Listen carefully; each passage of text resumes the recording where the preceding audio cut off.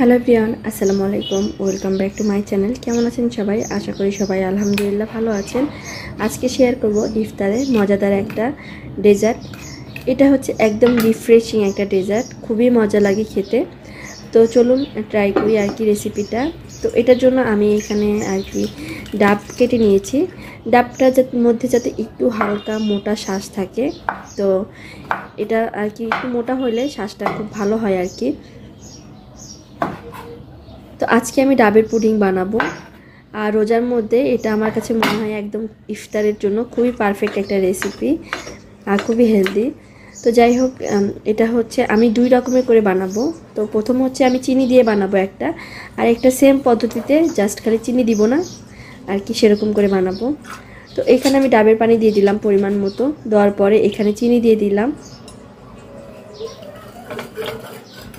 চিনিটার সাথে পানিটা খুব ভালো করে মিক্স করে নিচ্ছি। চিনিটা গলা পর্যন্ত অপেক্ষা করব। আর এই পাশে হচ্ছে একটা কাচের অথবা যে কোনো বোলের মধ্যে নারকেলগুলো যে কেটে নিলাম সেগুলো বিছিয়ে দিব।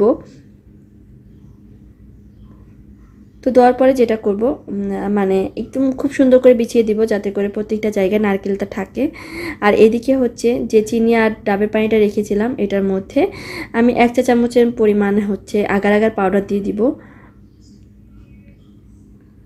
দেওয়ার পরে খুব ভালো করে এটা মিশিয়ে নিব। তো এটা মেশানোর পরে আমি চুলাটা আর কি জালটা দিয়ে দিলাম। দেওয়ার পরে খুব ভালো করে একটু নেড়ে নিচ্ছি। এটা জমাট বাঁধার কিছু নাই, প্রথমে একটু মিশিয়ে নিলে পরে আর জমাট বাঁধার চান্স থাকে না। তো এটা বলক আসা পর্যন্ত অপেক্ষা করব আমি। এই তো প্রায় বলক এসে গেছে এটা।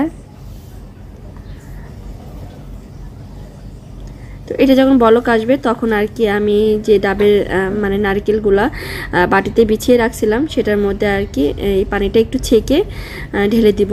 আমি এর আগের বার যখন জাল দিয়েছি তখনও ছেঁকে নিয়েছিলাম, এখনও এই পর্যায়ে একটু ছেঁকে নিচ্ছি। তো এই দেখেন খুব সুন্দর হয়েছে। আর সেম পদ্ধতিতে আমি আরেকটা বানাবো, সেটার মধ্যে আমি চিনি দিব না, জাস্ট 1 চা চামচ আগার আগার পাউডার দিয়ে তারপরে বানিয়ে নিব।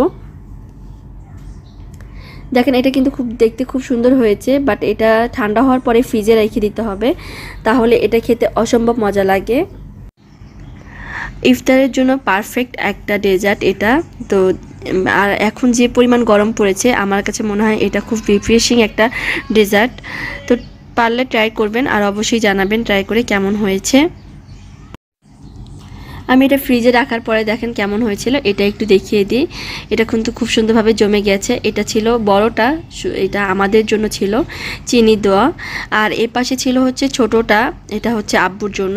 তো যাই হোক, এবার হচ্ছে আমি ইফতারের জন্য হাঁসের গোশত রান্না করব। আজকে হাঁসের গোশত করব আর চালের রুটি তৈরি করব। তো এখানে হাঁস রান্না করার জন্য আমি এখানে পরিমাণ মতো পেঁয়াজ দিয়ে দিলাম। তো এখানে প্রায় আমি 1 কাপেরও বেশি পেঁয়াজ দিয়েছি। দেন তারপরে হচ্ছে বাকি মশলাগুলো এখন অ্যাড করে দিব। এখানে তেজপাতা দিয়ে দিলাম, দারচিনি দিয়ে দিলাম হচ্ছে এলাচ, 4টা এলাচ দিয়েছি, দারচিনি দিয়েছি 1 টুকরা, আমি দারচিনির গুঁড়া দিব একটু। দেন এখানে আদা বাটা দিয়ে দিলাম 1.5 টেবিল চামচের মতো, রসুন বাটা দিয়ে দিলাম 1.5 টেবিল চামচের মতো। দেওয়ার পরে খুব ভালো করে আর কি এটা মানে মিক্স করে নিব।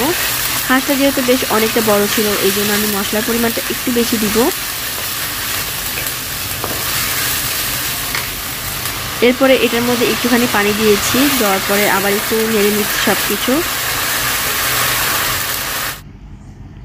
নাড়ার পরে এখানে ধনিয়া গুঁড়া নিয়েছি 1 টেবিল চামচ, মরিচের গুঁড়া নিয়েছি পরিমাণ মতো, হলুদ গুঁড়া নিয়েছি 1 চা চামচ, জিরা গুঁড়া নিয়েছি 1 টেবিল চামচ, আর লবণ দিলাম পরিমাণ মতো। দেওয়ার পরে খুব ভালো করে এটা মিক্স করে নিব। আমি তেলের পরিমাণটা একটু কম দিয়েছি, তার কারণ হাঁসটায় অনেক বেশি তেল ছিল এই জন্য। তো এই তো ভালো করে আবার একটু পানি দিয়ে মশলাটা আর কি ভুনিয়ে নিব। একটুখানি গরম পানি দিয়ে দিলাম।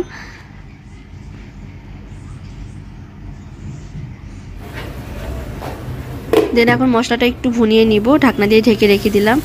ঢাকনা খোলার পরে আবার একটু নেড়ে দিচ্ছি।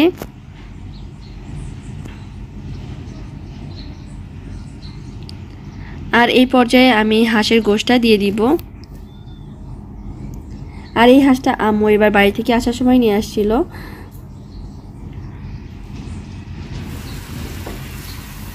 যাই হোক, খুব ভালো করে এটা আর কি মিক্স করে নিচ্ছি।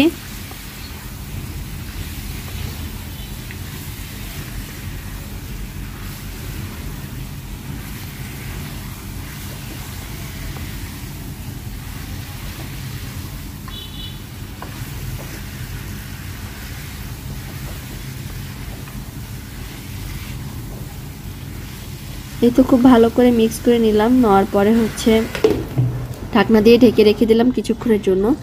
আর এভাবে করে আমি আস্তে আস্তে হাঁসটা রান্না করে নিব। হাঁসটা সিদ্ধ হওয়া পর্যন্ত আমি অপেক্ষা করব। আর আমি হাঁসে পানির পরিমাণ খুবই কম দিয়েছি। এটা কিন্তু মানে চুলার আঁচটা কমানোর পরে এরকম করে হাঁসের তেলটা উঠেছে। পানিটা আমি একটু পরে দিব সিদ্ধ হওয়ার জন্য অল্প পরিমাণে।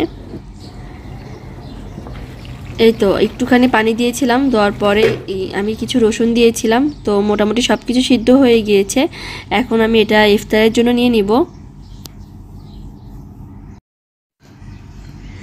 একটু দেখিয়ে দিচ্ছি হাঁসটা দেখতে কেমন হয়েছে, মানে কেমন করে রান্না করলাম আর কি। সেটা দেখেন খুব সুন্দর কিন্তু কালার আসছে হাঁসের।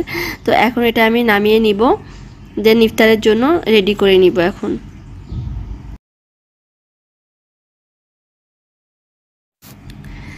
হাঁসটা রান্না খুবই মজা হয়েছিল, সবাই বলেছে। আর এদিকে সবাই ইফতার নিয়ে বসে পড়েছি আমরা, আজান দিয়ে দিয়েছে। এখানে ছিল ছোলা বিরিয়ানি, আর এখানে ছিল হচ্ছে হাঁসের গোশত, আর এই পাশে ছিল চালের রুটি। চালের রুটিগুলো আম্মু বানিয়েছে, এই জন্য আমি আর ভিডিও করতে পারি নাই। আর এই তো হাঁসের গোশত। তো আলহামদুলিল্লাহ আমাদের ইফতার ছিল আজকে এগুলা। তো এই পাশে ছিল চালের রুটি, দেন হচ্ছে বুট বড়া বেগুনি এগুলা ছিল। তো এই তো ইফতার শেষে এখন আমরা চিন্তা করলাম ডেজার্টটা বের করি। তো ডেজার্টটা খাই আর কি, যেহেতু ইফতারটা খুব হেভি ছিল। আর মানে এই জন্য চিন্তা করছিলাম আজকে এই ডেজার্টটাই তৈরি করব। আর এই ডেজার্টটা কাটার সময় খুব সাবধানে কাটতে হবে। আমি অ্যাকচুয়ালি এক হাত দিয়ে কাটতেছিলাম, এই জন্য অত সুন্দর হচ্ছিল না, মোবাইলটা হাতে ছিল।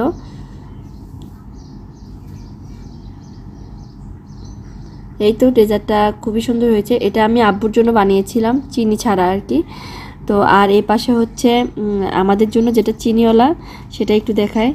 দেখেন, দেখি মনে হয় কি রিফ্রেশিং। তো আজকের মতো এই পর্যন্তই। সবাই ভালো থাকবেন, সুস্থ থাকবেন। আল্লাহ হাফেজ, আসসালামু আলাইকুম।